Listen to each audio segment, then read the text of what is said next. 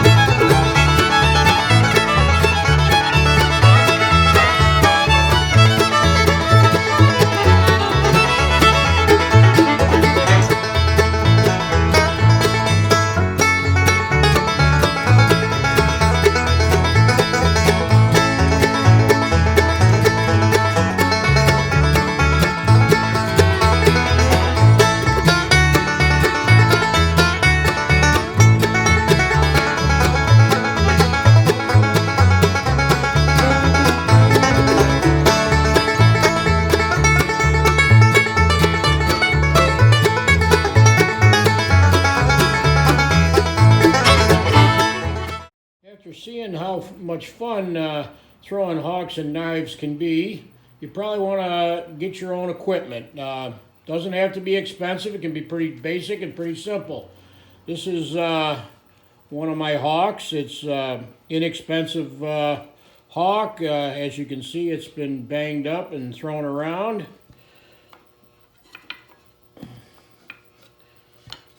Here's my grandson Michael's hawk.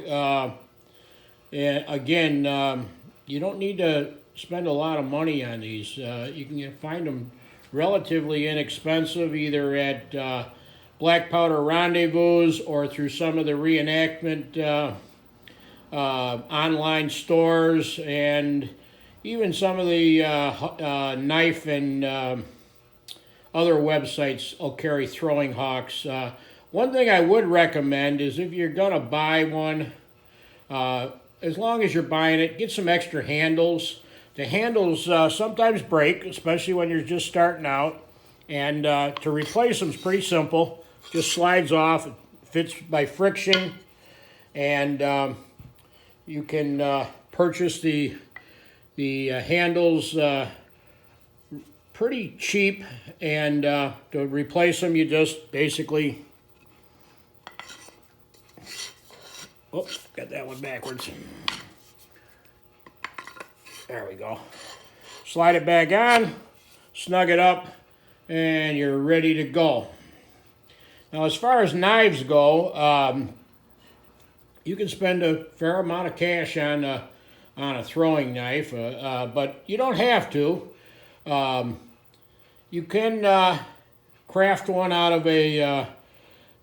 this one's made out of a rasp. It's got a riveted leather handle to it.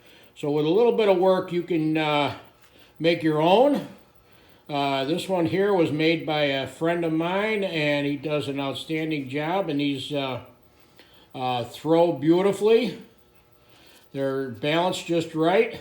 So that's the basic equipment you need. The only other item that you're going to need is a log or a piece of wood to throw at, and you know, you get a big log and rig it up on some kind of tripod or rope it to a tree or whatever, and you're good to go.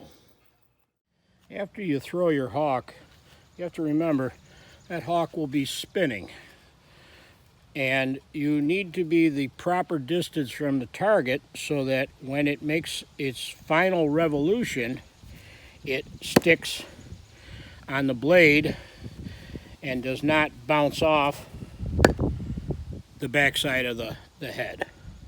So distance is real important. I found it to be very important. My